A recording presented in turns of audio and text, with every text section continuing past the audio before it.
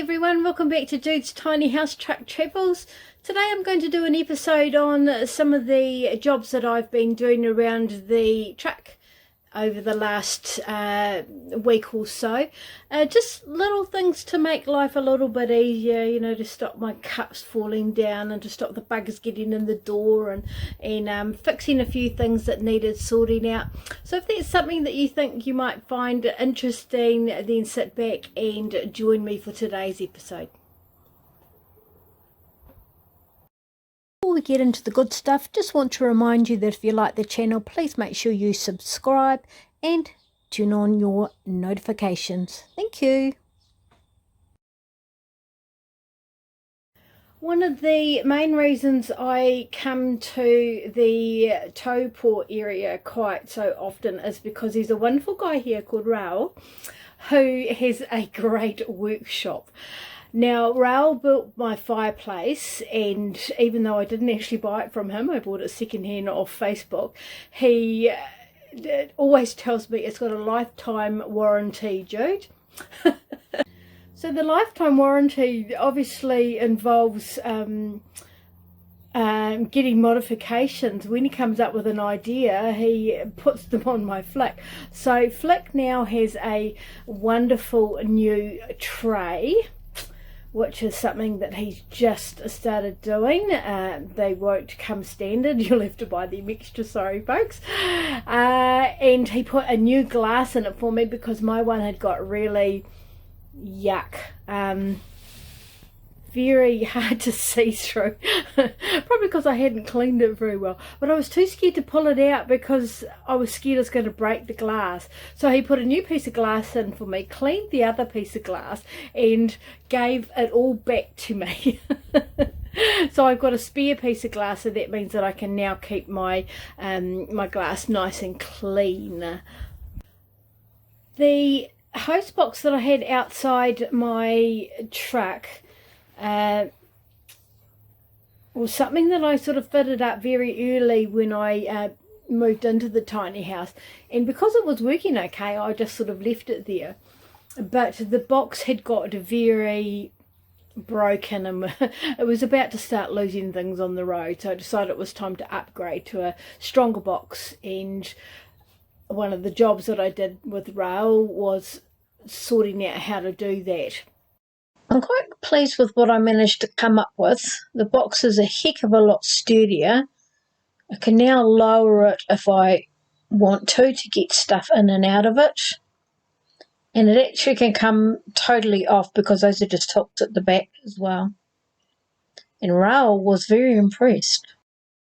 Had a lot of problems with bugs lately. Whenever I pull up next to a lake, that's probably the reason, because I'm pulling up around lakes or anywhere by farms or anything like that, there's a lot of flies and bugs and wasps, lots of wasps this year, getting in, and they get fixated by my back window. They sort of get stuck on there because they keep thinking it's a way to get out, but of course they can't get out because there's a window.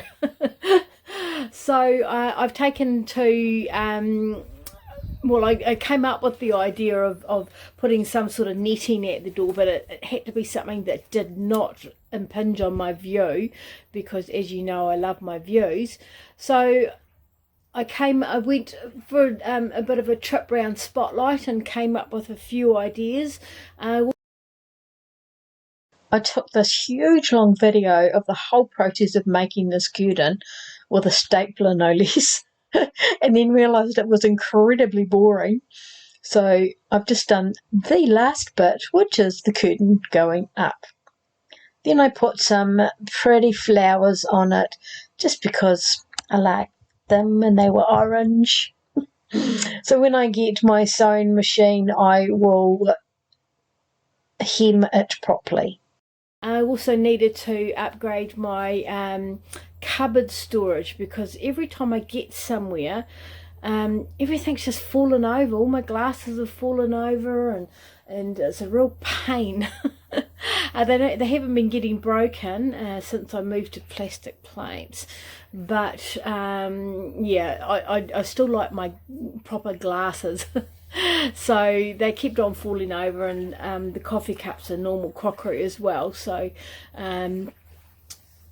I came up with this ingenious idea to keep everything in one place. This was the idea I came up with. Again, another long, boring video was made of this, and I've chopped it down to just little bits. This is me cutting out the polystyrene. About now, I sort of got the idea that the polystyrene was going to make a heck of a mess, so I needed to find a way of covering it. So I found this scarf in my cupboard, as you do, because you sort of make do when you live on the road. And after a little bit of mucking around, I figured out how to make it all work. This is me trying to think,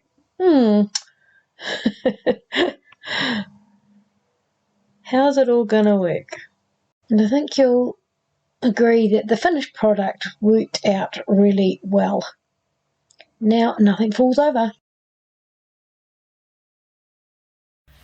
If you were watching the on the roof special that I did with Raoul a few weeks ago, you'll remember that we went up to sort out some cameras, and it didn't end up happening because it turned out that the cables had been shared at some stage.